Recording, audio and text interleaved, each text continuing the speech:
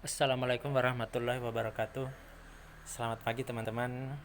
Semoga pagi hari ini teman-teman dalam keadaan berbahagia selalu, dalam keadaan sehat walafiat, dan semoga diberi kelancaran rezeki. Pada kesempatan ini saya akan berbagi lagi mengenai uh, investasi ya di pasar modal. Kenapa? Karena investasi itu penting teman-teman. Investasi itu penting. Pentingnya di mana? Karena bisa kita gunakan untuk biaya tak terduga atau biaya darurat, atau bisa juga kita gunakan untuk program melunasi hutang. Ya. Jadi kemudian juga yang perlu saya jelaskan di sini, ini bukan riba teman-teman. Silakan dengar penjelasan para ustadz di YouTube tentang investasi saham atau investasi saham di pasar modal. Itu bukan riba. Ya, jadi jangan kita jadi, dan Majelis Ulama Indonesia juga sudah mengeluarkan fatwa tentang masalah ini. Kalau ada perbedaan maka dalam kaidah dikatakan uh, ijtihadu ijtihadu amir, uh, saya lupa bahasa Arabnya. Intinya adalah ijtihad seorang pemimpin itu menghapus perselisihan. Jadi ketika banyak perbedaan sana ini pendapat ini, maka yang menjadi pegangan adalah keputusan keputusan pemerintah atau ulil amri. Dalam hal ini adalah Majelis Ulama Indonesia. Oke. Nah, sekarang kemudian juga dari segi logika. Dari segi logika seringkali kita itu terjebak dalam hutang riba atau hutang di bank. Terserah itu mau hutang di bank konvensional, mau hutang di bank syariah, itu masih riba. Kenapa? Karena bank sentralnya masih sama teman-teman. Itu masih bank Indonesia. Bank itu berbeda dengan bank syariah misalkan yang ada di Malaysia, itu bank sentralnya berbeda. Adapun bank syariah yang ada di Indonesia itu yang dipakai hanya skemanya saja, skema syariah. Jadi bukan benar-benar syariah. Ya, namun ibaratnya kita memakai baju. Kalau baju kita itu sobek, lebih baik kita pakai baju yang sobek, sobek, sobek daripada kita tidak pakai baju sama sekali. Seperti itu. Jadi kita menghargai upaya sekelompok dari masyarakat yang mendirikan bank-bank syariah, yaitu ya, dan sebaiknya memang kita punya rekening itu di bank syariah, jangan di bank konvensional. Kenapa teman-teman ya? Karena setiap yang kita lakukan itu akan diminta tanggung jawab. Nah, nanti kita ditanya, coba misalkan nih ditanya nanti di hari penghisapan, kenapa kamu itu buka atau mempertahankan rekening kamu di bank konvensional sementara sudah ada bank syariah yang mereka itu lebih baik dari segi syariahnya lebih baik. Kenapa coba? Ya, kalau kita tidak bisa menjawab, ya di akhirat itu kan kalau bukan rahmat siksaan. Salah satu saja, kalau kita bisa menjawab dengan baik, kita akan dapat rahmat. Kalau tidak baik, kita terancam dengan siksaan atau azab. Seperti itu. Ya, ya kalau tidak diampuni, kalau diampuni, sudah diampuni, ya mungkin itu lain lagi persoalannya. Tapi kalau tidak diampuni, ya terjadi saling hitung antara kebaikan dan keburukan. Jadi seperti itu teman-teman. Jadi kenapa pilih bank syariah? Ya karena itu pertimbangan nanti kita di hari akhir, di yaumil akhir nanti akan ditanya, atau bisa, atau juga mungkin di alam barzakh kita ditanya oleh malaikat mungkar nakir. Ya, ya, kalau kita ditanya misalkan, ini tidak pasti ya karena saya nggak tahu juga apa di alam barzah itu yang ditanya hanya tiga hal saja, apa agamamu, siapa nabimu, dan apa agamamu, siapa nabimu, dan satu lagi saya lupa, atau semua hal ditanyakan itu, atau semua hal ditanyakan sehingga menjadi penyebab azab kubur atau nikmat kubur. Nah itu jadi, ya jadi pilihlah bank-bank syariah. Ini hanya tambahan saja di sini. Jadi ini kenapa saya apa namanya tertarik dengan investasi seperti ini. Karena itu tadi teman-teman sekalian. Ini bisa digunakan untuk memerangi hutang-hutang kita, hutang-hutang riba. Ya, karena pertumbuhan dana kita akan lebih cepat dibanding kita menyimpan di bank. Kalau di bank itu bunganya coba aja saja itu akan termakan oleh biaya administrasi. Kamu nyimpan uang di bank 10 juta, tidak pernah diambil, tiap bulan dipotong 12.000, biaya administrasi lama-lama habis. Bunga yang diberikan bank cuma 0, sekian persen, kalah biaya administrasinya, kalah sama bunganya. Biaya bunga yang diberikan kepada Anda kalah dengan biaya administrasi, ya lama-lama uangnya habis. Belum lagi termakan inflasi. Inflasi itu kan rata-rata tahunan itu sekitar 3-6%. Kalau kita nyimpan uang di bank itu pasti rugi, setidaknya akan termakan oleh inflasi. Nah, kalau ini dengan teknik investasi kita bisa melawan inflasi. Ya, bisa dibayangkan satu bulan dapat 4,3%. Dapat sekitar 5%. Sekitar 5% kita bisa dapat. Berarti satu tahun 5 kali 12 kali 5 60%. Satu tahun dapat 60%, itu siapa yang mau ngasih, teman-teman? Nggak ada yang mau ngasih uang seperti itu. Kita mengemis pun nggak bakal bisa ada yang kasih. Dan bank-bank itu kejam karena memang mereka itu memang sudah terbiasa seperti itu. Dan karena sistem ekonomi kita juga masih mengizinkan adanya bank-bank yang menerapkan riba.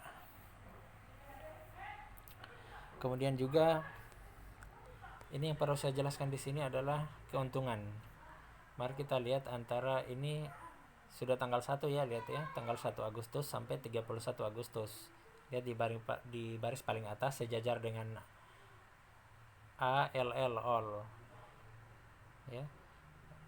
Ini tanggalnya di baris atas 1 Agustus sampai 31 Agustus. Itu terlihat ya ini rentang tanggalnya. Kemudian di sudut kanan bawah itu ada 455.000, lebih lah 699. Ini 455.000 adalah profit selama 1 bulan atau keuntungan selama 1 bulan dari 10.500.000. Itu sekitar 4,3%. Jadi ini sudah cukup 4,3% itu sudah cukup tinggi dibandingkan dengan bunga bank. Karena bunga bank itu, teman-teman, itu berkisar antara 1-2% dalam 1 bulan.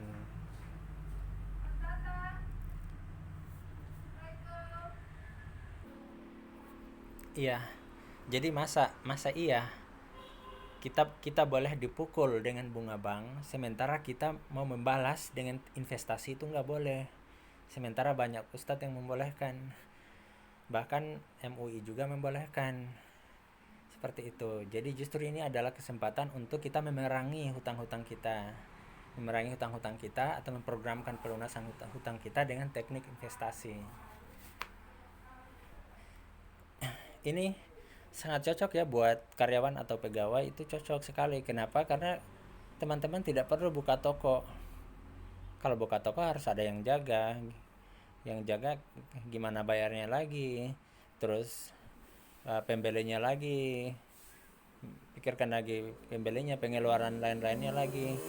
Nah, kalau di investasi itu tidak perlu teman-teman ya, tidak perlu yang seperti itu. Jadi itulah ya teman-temannya. Jadi dengan teknik investasi ini teman-teman bisa melipat gandakan penghasilan tanpa harus terlalu bergantung pada gaji atau proyek-proyek kegiatan apa saja. Ya syukur-syukur kalau yang mengelola manajemen itu merasa bahwa proyek yang ditangani itu merupakan amanah.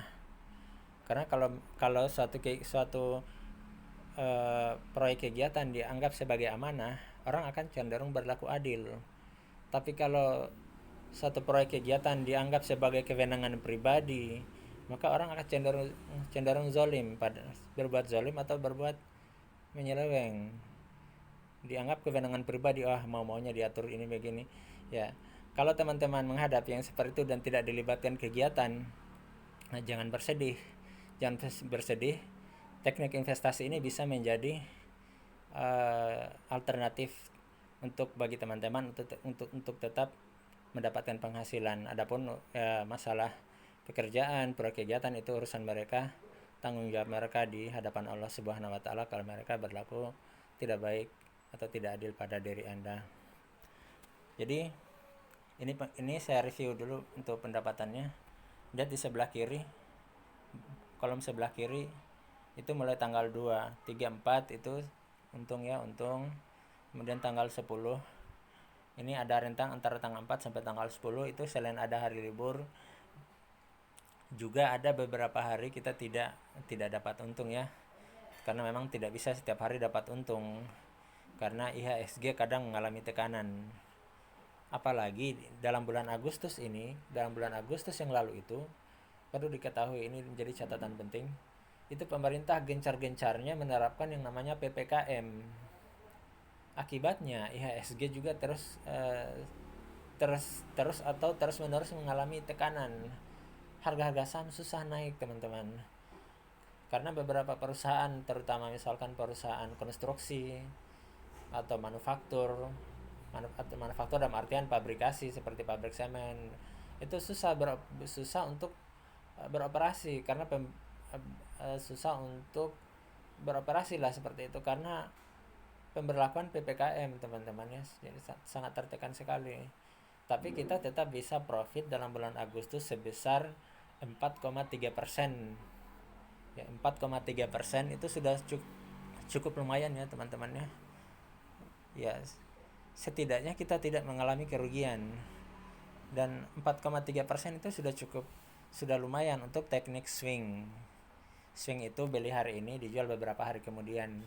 Itu namanya teknik swing. Kalau day trader kita beli hari ini jual hari ini juga. Untuk teknik swing 4,3% itu sudah lumayan. Ya, memang ada yang lebih tinggi dari ini, day trader. Itu sehari bisa dapat 2%, sebulan bisa dapat puluhan persen sampai 40%. Seperti itu, tapi itu namanya fast trade.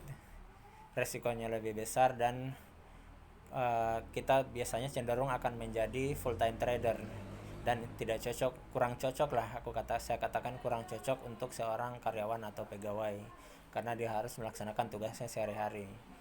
Berbeda dengan teknik swing ini di mana pembelian dan penjualan itu bisa di set malam harinya, kemudian langsung dijual di awal market atau di awal market buka atau di akhir market buka. Tinggal dicek di dua waktu itu saja dan tidak perlu dipantangin terus, laptopnya dilihat ya, kecuali kalau kamunya penasaran pengen lihat terus. Ini tanggal 10, tanggal 12, tanggal 13 ya, kemudian tanggal 18 lagi baru untung. Ini ada rugi 2. Kenapa ada rugi?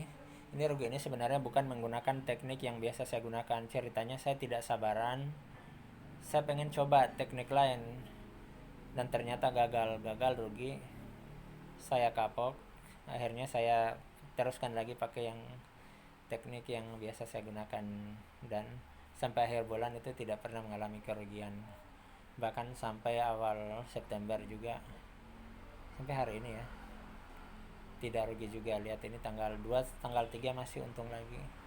Tanggal 2, tanggal 3 masih untung lagi. Hanya ini dapat profitnya kecil. Kenapa? Karena pengaturan money manajemennya saya ubah supaya bisa profit setiap hari. Harapannya seperti itu. Saya kira itu saja ya teman-teman. Terima kasih atas perhatiannya. Kalau berminat silakan japri saya, nanti saya pandu buka akun sendiri, tidak usah titip dana lah. Kalau takut, buka rekening saja sendiri terserah di Mirai Aset Sekuritas atau di BNI Sekuritas atau di sekuritas mana saja lah yang teman-teman pilih, atau di Panin Sekuritas juga atau di Pintraco dan lain-lain sebagainya sekuritas. Nanti cara belinya nanti saya pandu, nanti saya buatkan grup lah, nanti saya masukkan dalam grup, misalkan beli saham ini, cara manajemennya juga saya pandu. Mudah-mudahan teman-teman bisa menjadikan ini ajang untuk sebagai penghasilan tambahan atau sebagai program untuk melunasi utang di kemudian hari atau kebutuhan-kebutuhan lainnya. Ini saja yang bisa saya jelaskan. Terima kasih atas perhatiannya. Assalamualaikum warahmatullahi wabarakatuh.